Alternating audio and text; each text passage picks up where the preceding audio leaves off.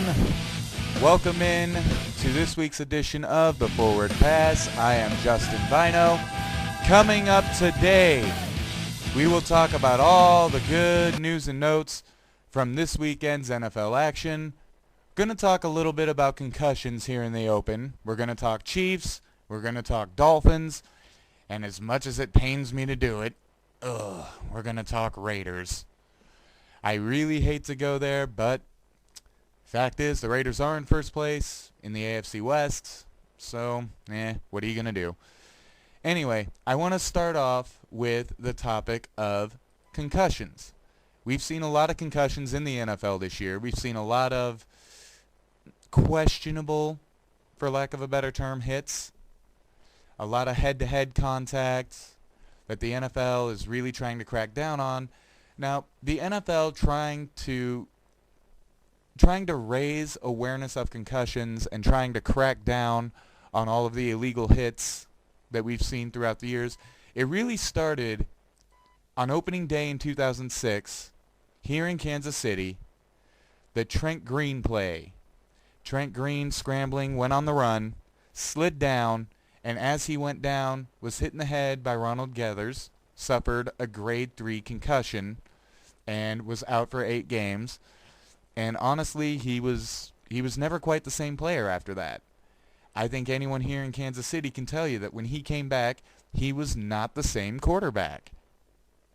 Now, there's been one issue that I've had with how the NFL has handled concussions this year, and that has been a lot of guys are coming back way too soon. Perfect case in point. Todd Heap, tight end for the Ravens. A few weeks ago, he took a helmet-to-helmet shot, suffered a concussion, and then he's back out there on the field the very next week, and then one play was just a really scary moment in general for not just for Ravens fans, but for any football fan, even just the most casual observer of the game. What happened was Todd Heap was blocking, really hardly had to block anybody, was barely touched at all on the play, and out of nowhere he just collapsed right there on the field. I mean, that's some really scary stuff to watch. And that really speaks to the fact that the NFL, they're rushing guys back from these head injuries way too soon. Now, in my opinion, I think it should be mandatory that when a player suffers a concussion, they should miss games, plural, games, not just one game, multiple games. And under no circumstances whatsoever should they be back out on the field the very next week. That's ridiculous. And more importantly, it's dangerous. I mean, we're talking about guys' brains here, okay? We're not talking about a shoulder. We're not talking about an elbow. We're not talking about a knee. And yes, these are all very serious injuries.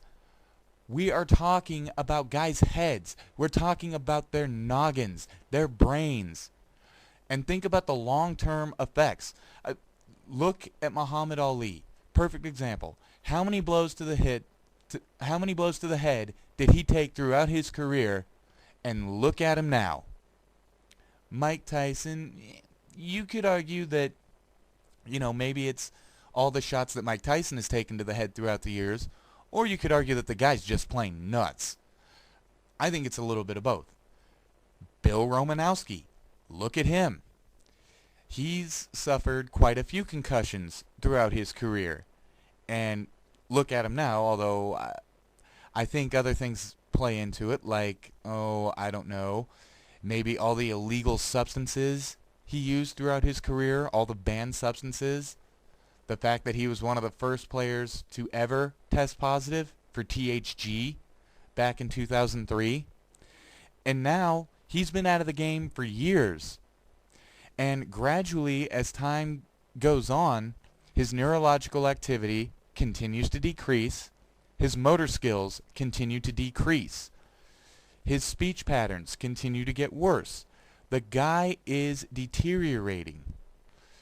Now, you could argue, like I said, you could argue that is because of concussions, or you could argue it's because of all the banned substances, all the pills, all the steroids, all the different stuff that he took throughout his career.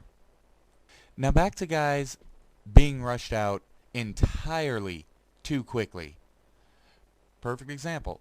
Last night, Hines Ward suffered a concussion against the New England Patriots in a game that the Patriots won. Anyway, back to the subject at hand. Hines Ward suffered a concussion, and now he's gearing up to play next week. That's ridiculous. Think about your futures, guys. The doctors, the trainers, we really need to step up the treatment of concussions. Percy Harvin. Thank God he's never had a concussion because he already suffers from migraines. I mean, if a guy like Percy Harvin suffered a concussion, it might kill him. Percy Harvin, he's just suffering migraines, and he's missing games because of them. Concussions, they're a lot more serious. Like I said, under no circumstances should guys be back out on the field the very next week after they suffer a concussion. This is their brain we're talking about. All the lingering effects that can come from concussions long after guys are done playing. I mean, Steve Young. Steve Young is lucky to still have all of his mental faculties, when the fact is his career was shortened because he had too many concussions. He suffered too many concussions over too short of a span. And this is back in a time when, the NFL didn't really take concussions seriously. A guy could suffer a concussion and not just be back out on the field the next week, be back out on the field the same game. This is dangerous stuff. This is serious stuff we're talking about. And that leads to the harsher enforcement of helmet-to-helmet contact and higher fines. Now, the NFL, they haven't exactly done the greatest job of explaining what constitutes a legal hit and what doesn't. I mean, the tape that Ray Anderson sent out to all 32 teams, it's a joke. It's a joke. It is way too vague, leaves way too much gray area. And the fact is, not everybody is going out and hitting people helmet to helmet on purpose. Warren Sapp said it a few weeks ago that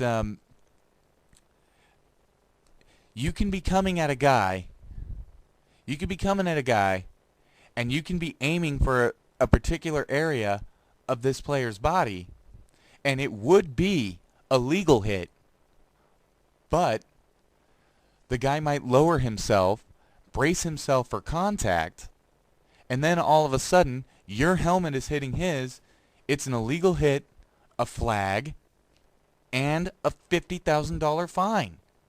And now the NFL wants to start suspending guys, even first-time offenders. When the fact is, accidents do happen. Not everybody is doing this on purpose. I think the NFL should look at each particular situation where a helmet-to-helmet hit occurs. And the other thing is, this shouldn't just apply to defensive players. Defensive players are taking a lot of the heat on this. James Harrison, perfect example. He's had quite a few questionable hits this year. And so far, this season alone, he has been fined $100,000 by the NFL.